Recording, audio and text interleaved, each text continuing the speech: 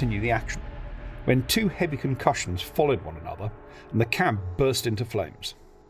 The crew bailed out of the blazing tank, rolling on the ground to put out the flames on their burning uniforms, but they were then set on by a group of vengeful soldiers.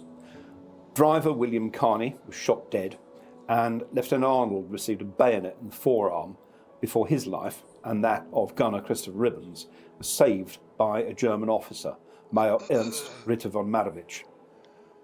Over the course of 9 hours, Musical Box covered almost 15 miles and accounted for an infantry battalion in camp, an observation balloon unit, and the 225th Division's supply column, plus a number of lesser targets. Musical Box had achieved great things, but she had outdistanced the cavalry she was supposed to be supporting. In spite of this, Lieutenant Arnold received the Distinguished Service Order and Gunner Ribbons the Distinguished Conduct Medal. Driver William Carney did not receive an award, although General Hugh Ellis, who commander of the Tank Corps, did contact the family saying this was under consideration. Musical Box, burnt out on the battlefield, was probably scrapped after the war, but 5 Whippets survive in various collections. Our Whippet, Caesar II, is rather special.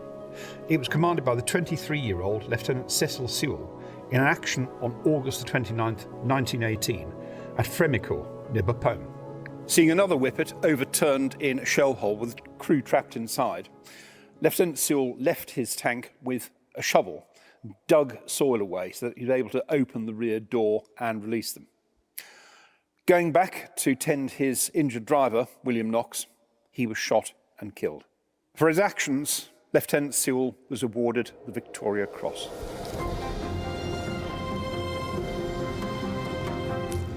Whippet, as demonstrated by these actions, was the first tank capable of fast, aggressive action, able to exploit a breakthrough, effectively approaching the capabilities of later tanks. The French Renault FT was comparable. These are the future of armoured warfare. If you think of the heavy tanks like this one as more akin to a medieval siege tower, Whippet is the first of a new generation of faster, more mobile tanks. The heavy tanks would still create the breakthrough, but the Whippets would then be able to exploit it.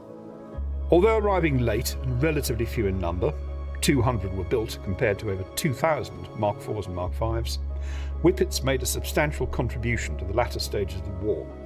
The fighting withdrawal of spring 1918 and the 100 days as the German army was driven back across the old battlefields and beyond.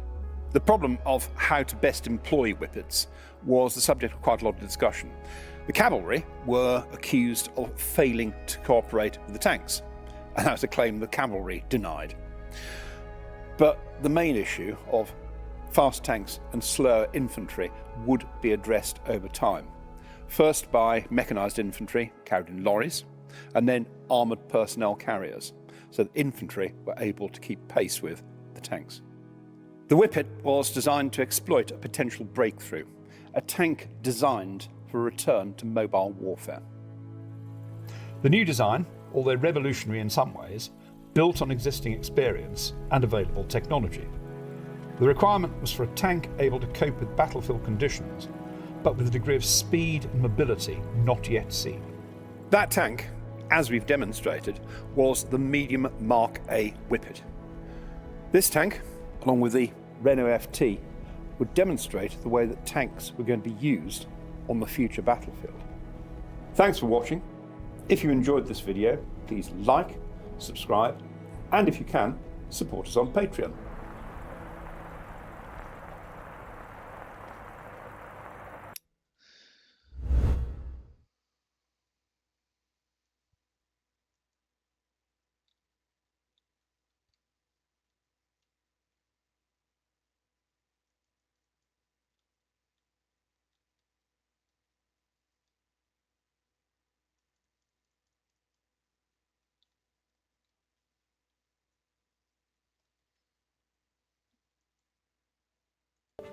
Airborne forces were an invention of World War II.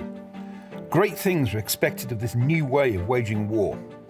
Troops would be dropped from the skies behind enemy lines to seize key objectives, secure vital bridges and flanks, and disrupt the enemy's ability to respond. World War II demonstrated that airborne troops, confronted with regular troops, and especially tanks, lose hands down. This begs the question of how to level the playing field, how to back paratroops with armour. In short, can we make a tank fly?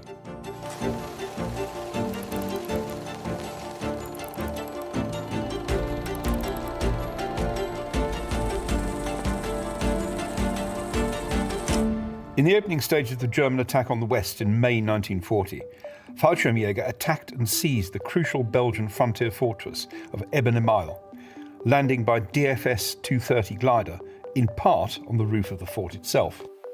The fall of Eben-Emael and the capture of bridges over the Albert Canal showed what airborne units could do in a short, aggressive action. It cleared the way for ground units to advance into Belgium. The other side of the coin was shown the following year during the German-Italian invasion of Crete in May 1941. Paratroop and glider-borne landings suffered massive casualties in the early phases of the operation, along with the loss of large numbers of transport aircraft. Airborne operations could succeed with surprise and against limited objectives, but if paratroops, lightly armed, came across regular formations with heavy weapons, they would come off worse every time. After Crete, Fallschirmjäger were never used in the airborne assault role again. This problem needs to be solved if airborne troops are to fulfil their potential. As things stand, they are lightly armed, they lack mobility, and they're difficult to resupply.